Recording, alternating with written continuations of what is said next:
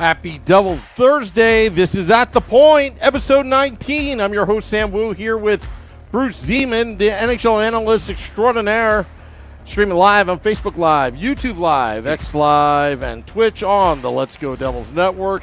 Coming to you live from the Primetime Radio Studios, inside the bunker, an undisclosed location in beautiful New Jersey. And Bruce, I'll let you tell everybody your coordinates on this earth. On some beach in Delaware. Yeah, we're in Lewis Beach, Delaware. Beautiful setting called Angola by the Bay. We're about 7 miles from the beach. We are enjoying the calm before the storm. This is where the folks start coming down here, all the tourists, and this is my favorite time of year, not only because it's hockey season, but because there are not a lot of people here. Oh, are you like me, where I'm kind of like a hermit in the bunker, where I just want to get away from people, even though I do a podcast online pretty much every day. But I keep my social distancing and just keep the online connection going.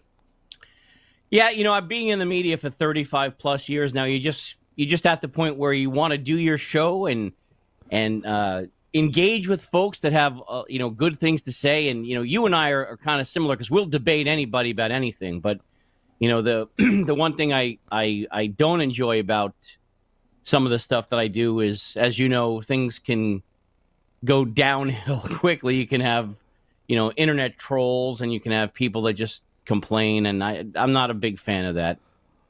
Let me tell you, for an experienced complainer like myself, once I started doing this thing called podcasting and started to hear people complaining to me, then I realized, hey, maybe I should stop complaining.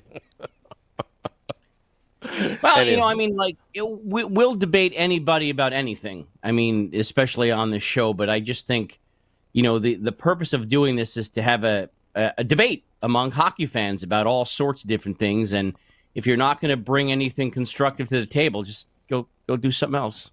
Yeah, go kick rocks or something like that. Hey, I'm all for having an adult conversation because guess what? The Four Nations tournament has already started. I watched, you may have watched, Bruce, I'm not sure, but a lot of people, the audience, I'm sure Wimpy has, as he says, greetings from Daytona, USA, I watched the national anthem, Sweden and Canada. I started to feel the buzz, and then once they dropped the puck, I thought the quality was not bad. I thought it was entertaining at times watching that game. What's your thoughts? Yeah, it was a pretty good game. I caught some of it, and I think it's going to be an exciting tournament. We had an OT thriller. Canada wins that game 4-3 in overtime. Mitch Marner setting it up. Sidney Crosby with a bunch of assists. And, I think you're 100% right. I think it was a pretty exciting contest for the opener. Oh, absolutely. Seeing Sidney Crosby, we talked about this on Tuesday, that, the will, he had the will and found a way to get himself better after injuring his left arm against the New Jersey Devils. But he found a way to captain the team, the Team Canada. And when they were standing on the ice during the national anthem, and you see the C on Sidney Crosby, you're like, wow. To me, he's still a kid. He's Sid the Kid, back 18 years old, playing his first game at the Meadowlands against Zach Parise, who also was playing his first game. To me, I can't believe it's been that long. He's been in the league for that long, but still has the drive to represent his country in this tournament. I'm glad he did it because now I'm engaged on it. Now I'm like, all right, this is for real. This is not just some, throwaway tournament. Everyone's making money, and we're just like, rah, rah, rah. This is great. But no, I'm starting to love it. I thought the fans were into it. There were a lot of booing. They booed Mike Richter. They booed Austin Matthews in the pregame ceremony, which I thought was fun. I'm totally looking forward to Team USA and Team Canada Saturday night at 8 p.m. Eastern for that game because I'll be dialed in. I'm going to be. Matter of fact, we may do Game Day Live and Devils After Dark. After that, I'm that dialed in right now, which I didn't think it would be. That is going to be a heck of a game. And again, USA getting started tonight in the Four Nations tournament. They're going to be taking on Finland at 8 o'clock. I'm going to try to catch some of that, but again, it'll be interesting to see what happens. USA and Canada. There may be some booing in that game as well. Yeah, well, there's going to be booing. We'll let the geopolitical stuff and the drunks do what they need to do. I'm going to focus on hockey.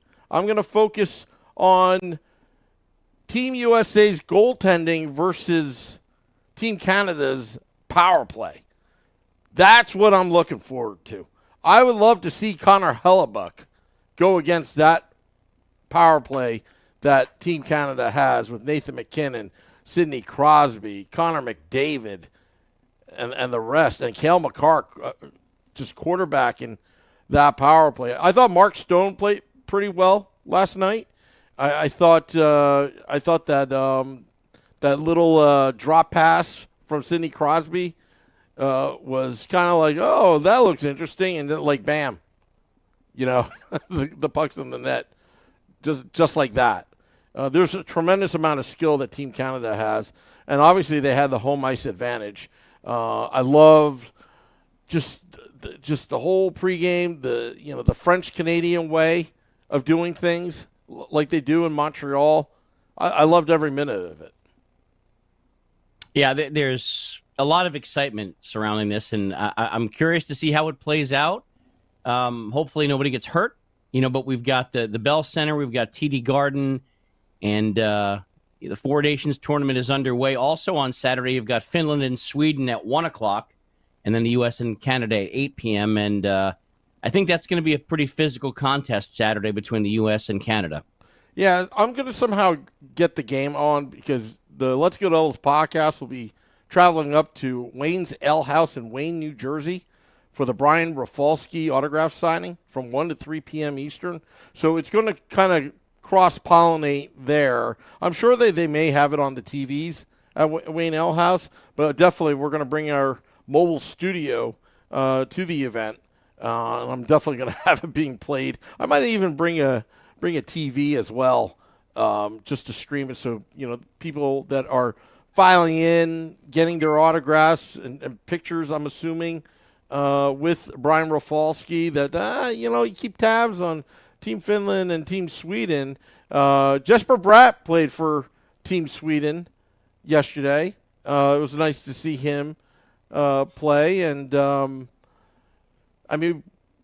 did you see? I saw part of the game because the problem is, and again, we do the podcast. We had State of the Fan address during the game. I don't have believe it or not, I don't have access to a TV, or it's not like I'm doing too many things when I'm doing a live podcast. The last thing I'd be doing is watching a live game, but I didn't really see the first part. But the second part, I thought that Team Sweden, once they got in a groove, they made it competitive in the third period. Yeah, they did. I always thought Team Canada was going to win that game, but it was a competitive game. It was a very entertaining game, and the players involved seemed to really be having fun too, which is why, besides the large amounts of money, that is the reason you do this. And sounds like it's going to be an exciting tournament. Yeah. So let's get to the question about trades.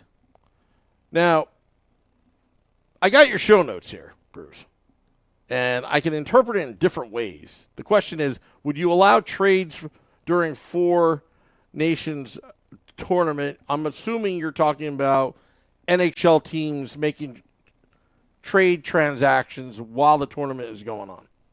Yeah, well, there's no roster freeze. There's no not roster freeze. There's no trade freeze during this tournament. So, like over the holiday break, nobody can get moved. There's a freeze. There is no trade freeze during this tournament, and so you could see some deals being done during this tournament. During this hiatus in the schedule. So you could have someone, for example, I'm just making this up, playing for Colorado before it, and then after the tournament they're on the Dallas Stars. So would you allow trades during the Four Nations tournament? As GM or commissioner? That was the question I wanted to ask you. Well, either. I mean, Either. you're uprooting families during a hiatus like this, because I believe the NHL is the only major sports league that has a break right in the middle of the season for another tournament. Yeah. If it were up to me as commissioner of the league, I would put a freeze, but I would allow negotiations to happen where they would be announced after the tournament ends. Because a lot of players take this time, and I'm sure the NHLPA would probably want this, the players to have me time during this 2-week hiatus, that they don't have to worry about being traded, whatnot. I'm sure in the spirit of transparency, they may want to give them a heads up. Hey, you're going to have to pack your bags by February 23rd. Just to give you a heads up, we got a realtor for you. We got, this, there's a transition team usually that helps a player that would move into another city. I'm all for a freeze, only because you want the focus not to be on the trades. You want the focus to be on the tournament. That's why. For those reasons, that's why. Yeah, and I agree with you, because if you're, playing, granted it's here in North America, but, if you're, playing up in Montreal and all of a sudden you just find out that you got traded from the Rangers to, San Jose, that's going to certainly uproot your family. And I think any human would not really be 100% focused on the tournament. But I agree with you. I would put a freeze in place, and I think they could get back to business once things resume, but I would allow negotiations too. So we are 100% in agreement there. Yeah. So want to ask you folks in the YouTube Live and Facebook Live and X Live and Twitch, if you were GM or, no, actually, let's just say commissioner, would you allow trades to go on during the Four Nations tournament? I think also, if you have a freeze, it will be a frenzy once they come back to the NHL deadline. So why dilute it at this point? Yeah, I totally agree with you, and curious to see what the listeners say. Yeah. And because that deadline is coming up, and I think when you're going to get back, you're gonna see some big moves. And we're going to do this probably next week when we talk a little bit more about the trade deadline, but there are some big names that could be in play, including Mikko Rantanen. Yeah. Speaking of which, more world hockey talk. World Cup of Hockey returns in 2028. We saw Mike Richter last night, who was infamously a stone wall in 1996, representing Team USA. In net, Team USA winning gold in 1996, a World Cup of Hockey. Does it matter? Does it? You muted yourself again, Bruce. I guess it really matters whether or not you're into the World Cup of Hockey. I think this is going to be the fourth one. And, it's being put on in conjunction between the NHL and the NHLPA. And, you're right. I remember that game. I watched that game that Richter played. It was probably one of the best goaltending performances I've ever seen. And so it's coming back. The NHL did not send players to the Olympics, the last two of them, but they're going to be sending them, I guess, going forward. So, this is going to be going on, and we'll see. Again, I'm not a big fan of the, in-season tournaments, but, if you get a game or games like we just alluded to, it's going to be pretty exciting for everybody, including the fans and the players. Yeah, international hockey, you got World Cup of Hockey, possibly the Olympics. I'm in favor of moving the Olympics to the Summer Olympics. The ice hockey to Summer Olympics. I know that sounds strange, but for the sake of scheduling, I think it'd be awesome if they did that.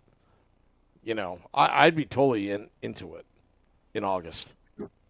Well, let me ask you this: since we're talking about World Cup of hockey and kind of transitioning a little Olympic hockey here as well, I mean, are you a fan of having the professional players in the Olympics? I'm a fan of having the world's best. So if it means professional players, yes. Yeah, I'm not. I'm not a fan of having professional players. I think it kind of defeats the purpose of having that. But I mean they do it in basketball. So I mean that's where we are now. So, but it'll be interesting to see, what happens with that tournament because it was popular. I'm just not a fan of in-season tournaments. Yeah, neither am I.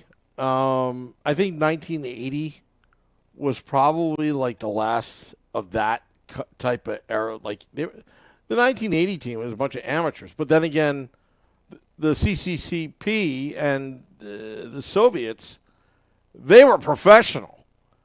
That was David versus Goliath, and those that weren't born. I mean, I was only 2 years old. Allegedly, my mother told me that I did watch that game. Both games, the semifinal round and the final round as a little kid. On tape delay, by the way. On tape delay. And, it's just like, yeah, how did a bunch of college kids, beat a Soviet team that was beating the world's best, at that time period? Plus, you want to add in real geopolitical climate. I mean, that had it all. That had it all. I mean, that was the heart of the Cold War. But, I don't know. I mean, I just never like to exclude those that want to play. And, again, it's like, how do you hold back Sidney Crosby from wanting to play in the Olympics? Yeah, I don't know if you do. I'm just saying that I think that 1980 year is something special. I don't think we'll ever see that again. And that might be a topic for another show because there were so many subplots to that whole tournament. And, for example, I'll just throw this out there, the Vladislav Tretiak getting taken out in that game and putting in their backup goaltender. And, even years later, I watched that movie and I'm like, why the hell would you do that?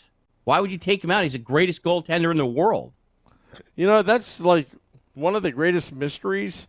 Sometimes I wonder if there's a conspiracy theory behind it. Was that an inside job to help Team USA win? And then there were like, some, organized crime behind it. Like, but it was one of those things. It was just one of those things. Were they that overconfident? I mean, that's another story for another day. I mean, we could go on and on and on about, that Olympic team. Who I would love to bring on is Jim Craig.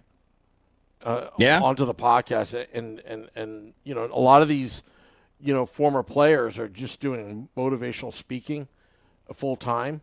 Their whole story is so, 45th anniversary just.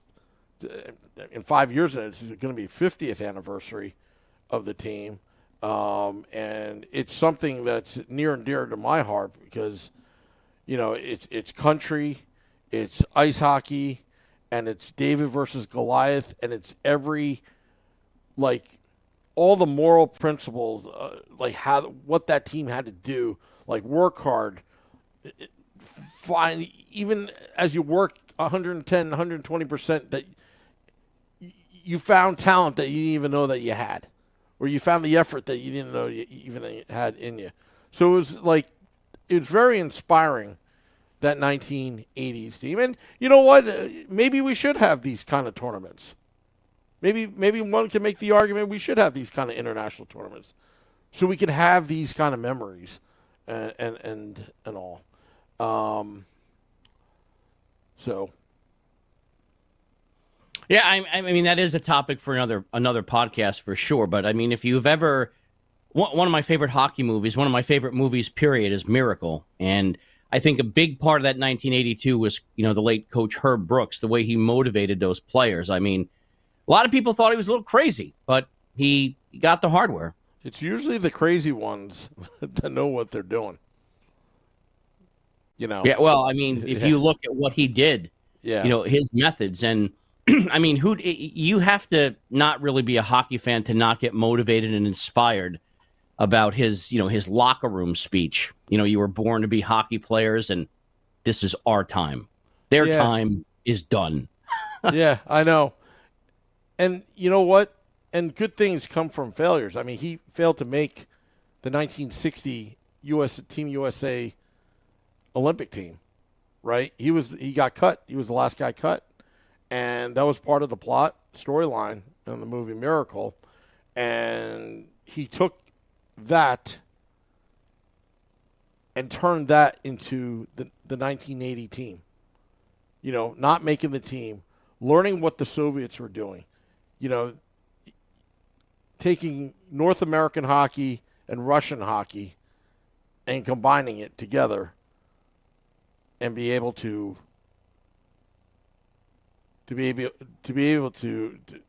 formulate a bunch of college kids and actually beat the Soviets, which is amazing.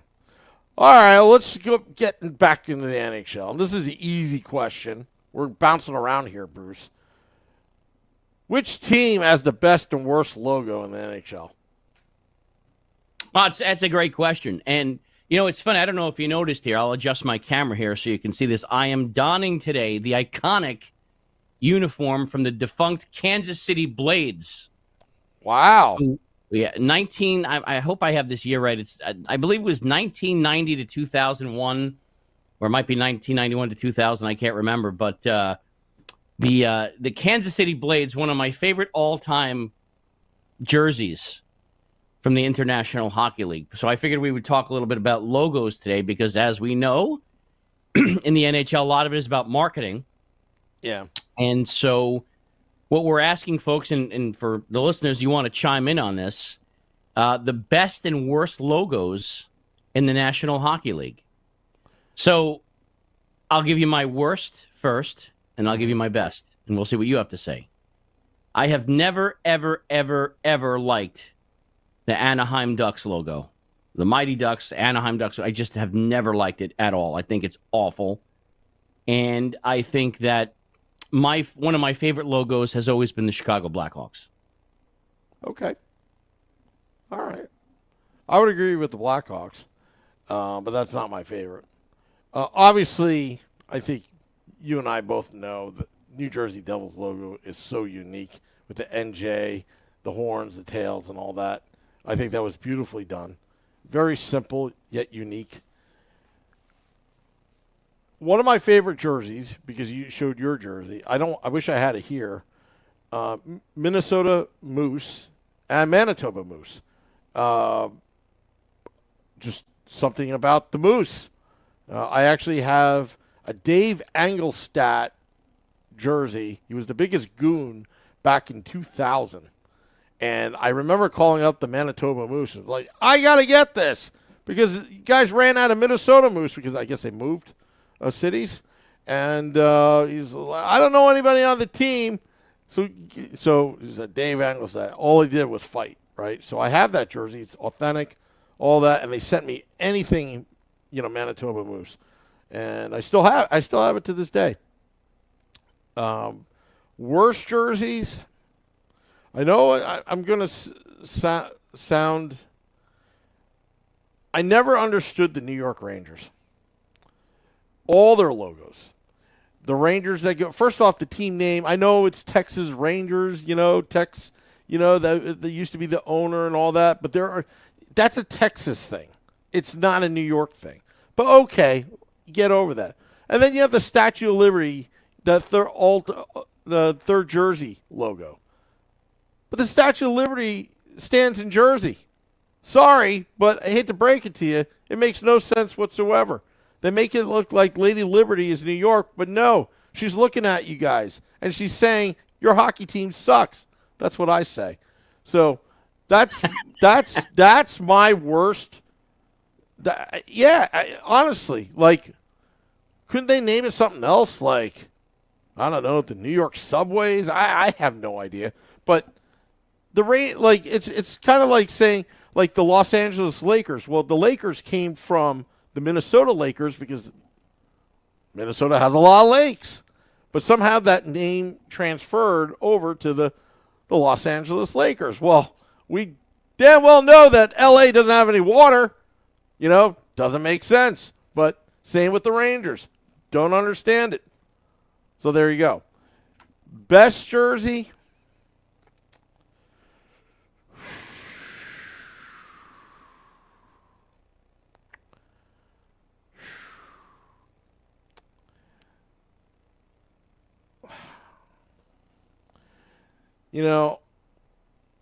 Years ago, I did like the Minnesota North Stars.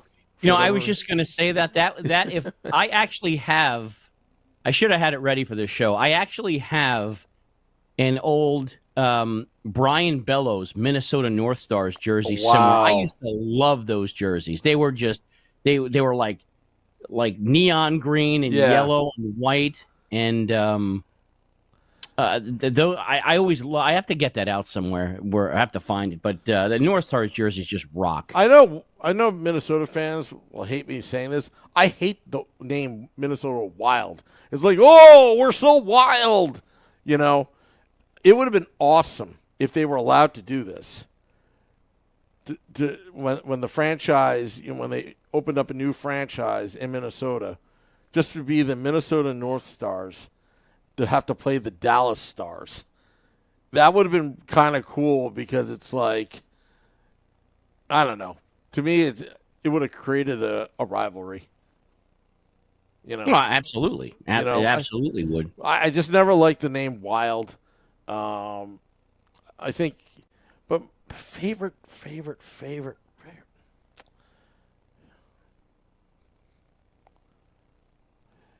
That's a tough one. Yeah, it is a tough one.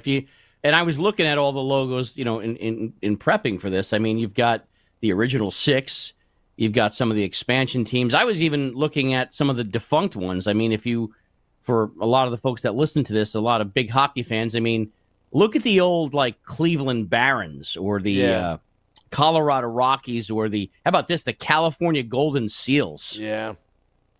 I would say the Hartford Whalers would have been. That's a good choice.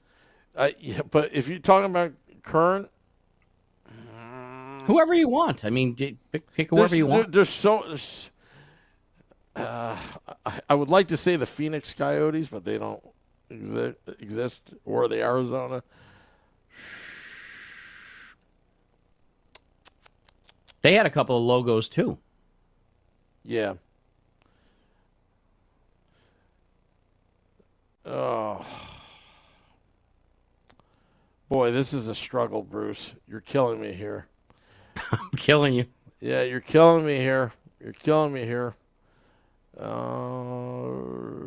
I hate the Washington Capitals jerseys. Yeah, there's a few of them that I wouldn't say it's the worst, but like I wasn't crazy about the Capitals logo. I mean, Utah, the verdict is still out on that because they are trying to figure out what they're going to do. I've never really liked the Columbus the Blackhawks is like an obvious choice, but I'm trying to look at the Maple Leafs. Maple Leafs. The problem is Leafs is not even a real word. See, I have problems with a lot of teams, Bruce. I'm high maintenance when it comes to hockey. I would say Calgary Flames and Atlanta Flames. Calgary too. I always loved the big C, and especially if you ever look at the ones that they wore, I want to say the late 90s. It might have been the early, but how big that C is on their jersey, like the logo, it's like half the shirt. That must be heavy when it gets wet. Yeah. I mean, the original Florida Panthers jersey, the starter jerseys, I loved Beezer back then, Jovo Cop, Mellenby, that crew, Jovanovski, that Florida Panthers team that came out of expansion was awesome. And every time they scored, aside from the Rats being out on the ice, when they played the goal song, it had the roar of the Panther. So like, and it always hit at that being like, "Rawr," I'm a big Penn State fan and the Nittany Lions and all that kind of stuff. So that's always good. I mean, Tampa Bay Lightning is still very good. I love like they put out the strobe lights and they play AC/DC Thunderstruck, when they come out and all that. I mean, it's always a good time in Tampa at Amalie Arena. Always a good time. I don't know if you've been there, Bruce. Many times. Yeah, it's a freaking fantastic experience in Tampa.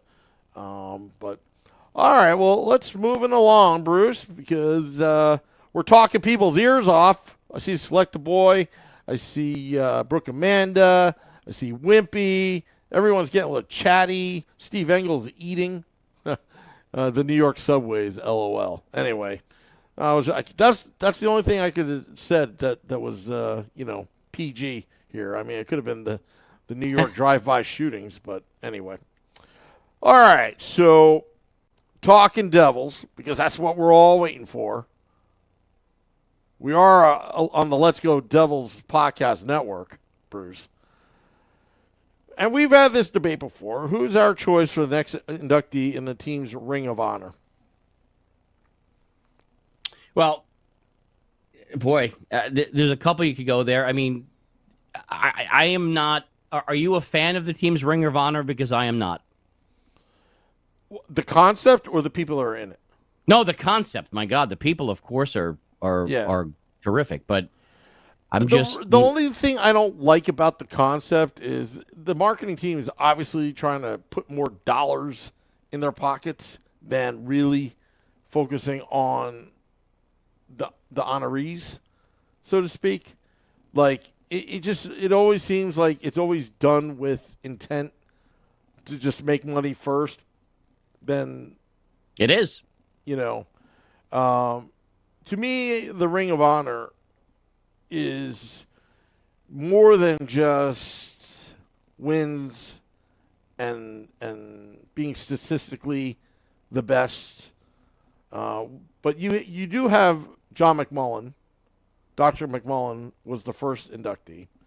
I got pissed off at that night because, little story, Bruce, the Devils were down 4-0, right? And I was sitting in the rich people section, Section 8 housing, and team's down 4-0 on John McMullen night. And I look across and I see Joshua Harris in his like little owner's box, not even paying attention. And then I see David Blitzer sitting next to somebody in the crowd, not even paying attention after they just scored and they're down. Devils are down 4-0. And then I see Hugh Weber and Scott O'Neill, who were CEO and president at the time, again schmoozing it up and not even paying attention. And the team is down 4-0 on a McMullen night. So that's why I was mad that night. And then that left a bad taste in my mouth because it wasn't about McMullen. It was about making dough. And then, the second one to be inducted was it Sergei Brylin? Sergei Brylin. Sergei Brylin. He was the second one? Okay. Second. And then all of a sudden, hey, that worked out. We made some fast cash out of that. And then, boom, Jacques Lemaire. So I have mixed feelings about it. I think I'm all for the Ring of Honor, the concept. I just didn't like how it's being perceived and rolled out. Yeah, I was at the when I was at the Rock. We went to see the Devils play the Flyers earlier this year, and I got a chance to see the Ring of Honor. It was the first time, and I have to say it's done nicely. I mean, they've got an area for it, but and this may be a topic for another show and everything like that. But does the Ring of Honor, and I'm asking, I'm not saying that I feel this way, but does that dilute the accomplishments of some of the other players? And in any franchise, not just the Devils, but any franchise, you're going to have some players that are really, they're good. They're not great. They're good. And does the fact that somebody played for a team for 12 or 14 years, does that automatically put them in that category? I think the Ring of Honor is more of a builder category than anything. I think it has something to do with loyalty to the organization. You can even put Ken Danico in that category as he has his jersey retired. Can you be in both? I don't know. I don't know, but who's really making the rules here? To me, the Ring of Honor is a builder. Who I would nominate to answer the question is Chico Resch, from start to finish. As soon as Chico got to New Jersey, he was recruiting all his friends, like Gary Howitt. He was trying to recruit anybody he could to play for this team, that moved from Colorado to New Jersey. And he's still with the team at age 77. I think he's 76, 77 right now, doing color with Matt Lachlan. Good friend of the podcast, who we're going to get on at some point, no pun intended. And he always, talking to Chico personally offline, his heart and soul and passion still burns just as much as he did when he played about the New Jersey Devils. He even said it himself, like, he's a New Jersey Devils fan. He like lives, breathes, because I think in a lot of ways, being an original Devil, I think he takes pride that he was a founder of this Mickey Mouse team back then, is what Wayne Gretzky was. And to see what it is today, I think he takes a lot of pride in it. And the fact of the matter is, he's a very good color commentator as well, and he does nothing but be a great ambassador for the New Jersey Devils. Well, that was my choice too. Oh, Chico. Okay. Sorry to steal your thunder. No. And this will kind of, I guess, morph into where I was going with this. You will not find a nicer guy, a classier guy, a more knowledgeable hockey guy than Chico Rest. I've spoke to him. I haven't spoken to him in a while offline like you do. But when I was doing the mascot thing and I was with the team, I got to see him all the time. He was always respectful, always nice. Just one of those people that not only does he know a lot about hockey, but you're just like, this guy is a good dude. Like, he's just a nice person, a classy person. So Chico Resch was my choice. And when you look at in terms of what he brought to the franchise, he brought respectability to the franchise when they first got here. Mm-hmm. So I have always been, if somebody said to me, and this is something for another podcast too, whose jersey should be retired next?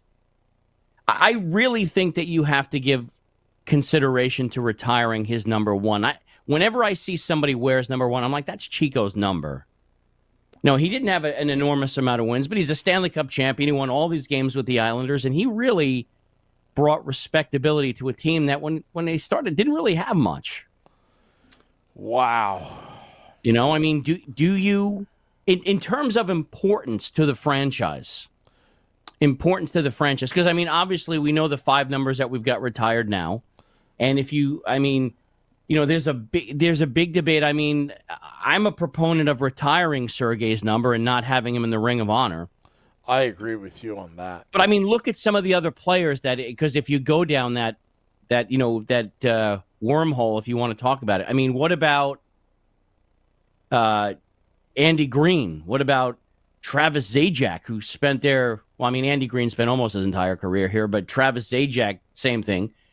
But I mean, if you're going to talk about importance to the franchise, I mean, what about Pepe? What about Claude Lemieux? What he did here? Yeah.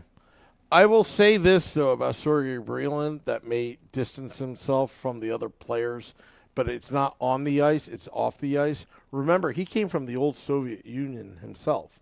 He's told stories about having to reuse hockey tape on his stick and on his equipment. Grew up poor, and somehow, because Sergei Breland is very quiet about his ways. He's not about being rah, rah, rah, rah. He's always been, team first. And I think maybe that probably got him in, because the longevity, it's the whole body of work that we have to look at. And the fact that he's coached, like, didn't go to any other organization and worked his way up as an assistant coach to the big club. He paid his dues. And I feel that it may have been too premature to put him in the Ring of Honor at that point. I would have probably waited. But you know what? Money's money. But I would have put Chico in instead of Sergey Brylin and put Sergey Brylin down the line at some point. That's what I would have done. Again, sometimes I don't know, but I look at the Ring of Honor as more of a builder than the players have their jersey retirement. Excuse me, but the Ring of Honor is more of a builder. Another person that I would probably put as well in the Ring of Honor, if you really want to think outside the box, is well, it's not outside the box. It's obviously Lou Lamoriello. Yeah, absolutely. Although he probably would disagree, but Lou, how he could be. He doesn't want to be a distraction of what he's currently doing. But he definitely would be deserving, of that, of that ilk. And and just passing away just recently was, I believe, McMillan as well. Billy McMillan. Yeah. So. Yeah. I mean, some of the old guard that most young people don't remember. I mean, they had to. You got to remember, coming from Colorado, you've got 4 other teams that within a 100-mile radius. You had the Hartford Whalers, New York Rangers, New York Islanders, who were winning Stanley Cups, and the Broad Street Bullies that were winning cups in the 70s, right in a 100-mile radius. That's tough. And then to actually stick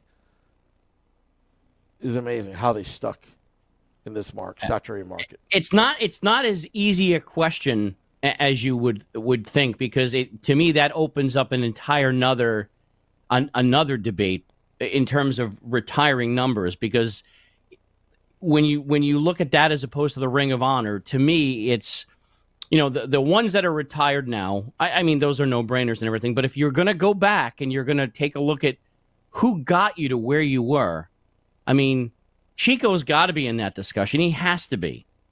But I'll also throw another wild card that nobody's thought about. You want to hear this one? Go ahead. Sherry Ross. Sherry Ross is a pioneer. Because of Sherry Ross, because back in those days, I couldn't get Sports Channel. It was just simply not available. Even if I wanted it. My dad even looked at a 15-foot dish and didn't have the angle to get Sports Channel.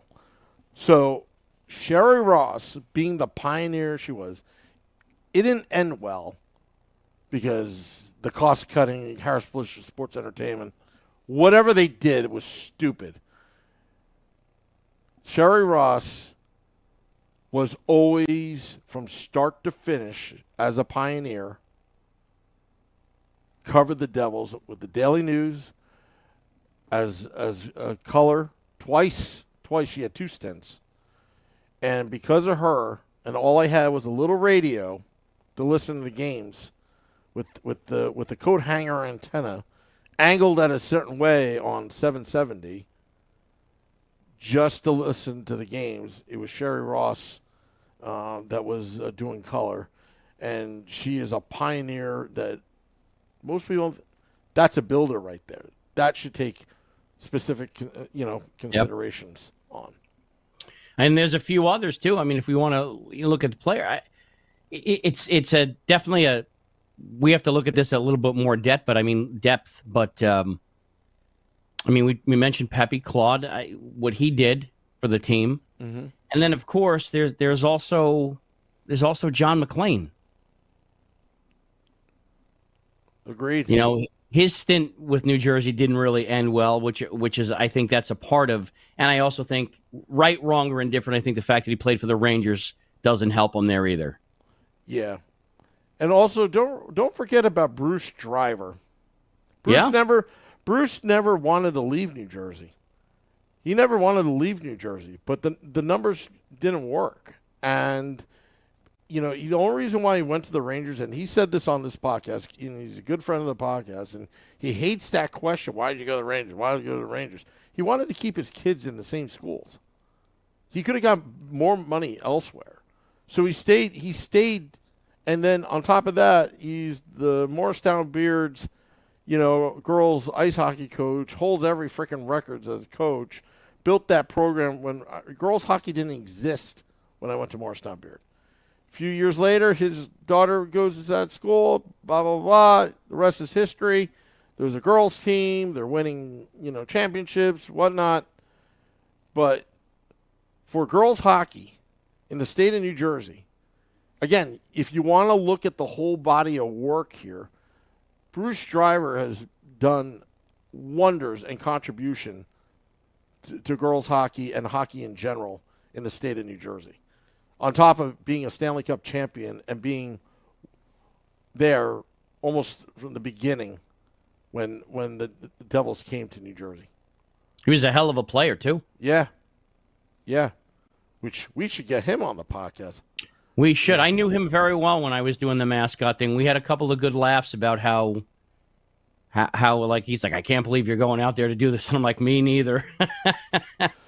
Oh, I wish I was a mascot for a day. That's what the Devils should do for season ticket holders. They're like, yeah, be a mascot for a day. See how hard it is. It is hard, Well, I'll tell you what. I wouldn't hire you as a mascot, but I'll tell you what you should have been hired. You should be the PA announcer there. Let's not get into that, but thank you. You should be. Your starting lineups for your New Jersey Devils. Yeah, I don't know how you're not. You want to talk about conspiracy theory? I'll tell you what. I'll tell you what. I'm good friends with Kevin Clark, the old PA announcer, and I'm very friendly with Adam Hanway, the current PA announcer. Both absolutely, genuinely awesome people. Nice people. Awesome people. And the one that won that PA contest, Joe Tolentino, class act. That guy faced a lot of crap from a lot of people. And you think? And I'm very friendly with some of the other contestants in that PA thing, that PA contest. And let me tell you something. They are also fantastic people. It was kind of like our own little fraternity there for a while. Where just like, oh, are you winning? Are you going to win? Or like, hey, we're getting trashed. Like, we were actually talking offline. Well, like the fans on social media, which are brutal, were trashing me. They're trashing everybody. And we were all like, hey, just so you know, my friend's trashing. I told them to stop. It's like crazy. It was crazy. But I didn't care, actually. I actually laughed at pretty much. Well, I voted for you. Oh, thank you. Thank you. Yeah, Wibby voted for me. You know what the Devils should have been doing? They should have been transparent with that freaking vote. Like, I'd like to see the analytics on that one. They would never. I'm sure it was. You think it was rigged? Very lucid. I'm sure it was very lucid. Joey B says Sam Wood, the new voice of Earl Scheib Auto Paint Shops. I'm not sure what he's. Maybe you should get into voiceover work. Maybe I should. Here, let me try. The starting lineups of the New Jersey Devils, brought to you by Town Toyota of Ledgewood, New Jersey. Something like that. I like it. Yeah. Anyway. Yeah, if I ever got into right now, you got to, if I was going to do PA announcing, I have like a couple tricks, with your voice. You got to eat some crackers. You got to stand up, too. Yeah. You got to stand up while you're doing it. Yeah, I can't do it sitting down. I'm naturally. My wife hates it. I drove my grandparents crazy when I was a kid. I can't sit still. I literally can't sit still. I don't even know how I do this podcast. I literally can't sit still. Well, you do a good job, I have to say. Bruce, stop kissing my ass. I don't know your money or anything, so I must mean it. Check's in the mail. All right. Well, I want to thank all those tuning in. Thank you, Bruce, for a great conversation, as always, on At the Point. We're going to be watching the Four Nations. Watch out for a Woo report coming out probably tomorrow because I got some things to rant about. And obviously Saturday at Wayne's Ale House in beautiful Wayne, New Jersey, we're going to be at the Brian Rafalski autograph signing. $40 for an autograph. We'll be there. We're going to be chilling out. Maybe we'll be drinking some Ann Crew brew. By the way, the Ann Crew brews, it's Ann Crew Brew 2.0. Ooh. Yeah. We went with a natural-looking light lager. Couple tweaks to the formula. Had some the other day at Pasta Grill by Enzo's in beautiful Hackettstown, New Jersey on Route 57. And I will tell you, it is good. It is good. Sounds good. It just goes down nicely. So if you're 21 or older, I highly suggest you have one. Just make sure you're not too naughty, because you can always call an Uber and Lyft, and that's the disclaimer right there. Well, the good news, Sam, is you've got some other stuff coming up that I'm going to be joining you for in the next couple of weeks. So we'll get to meet everybody in person. Absolutely. At American Whiskey, one of our favorite places of all time. Actually, it's actually the official home game bar of the Let's Go Devils podcast. The third floor, called the Attic. They actually redid the third floor. We call it the Attic to make it sound cool. We've got a 10-foot TV. We've got tons of space. We can be as loud as we want. And it'll be a good time. So go to American Whiskey. Yeah. Be there with you. Absolutely. All right, we're going to get out of here, I promise. Dropping the podcast in about 20 minutes. Till next time, this is At The Point. Let's go Devils.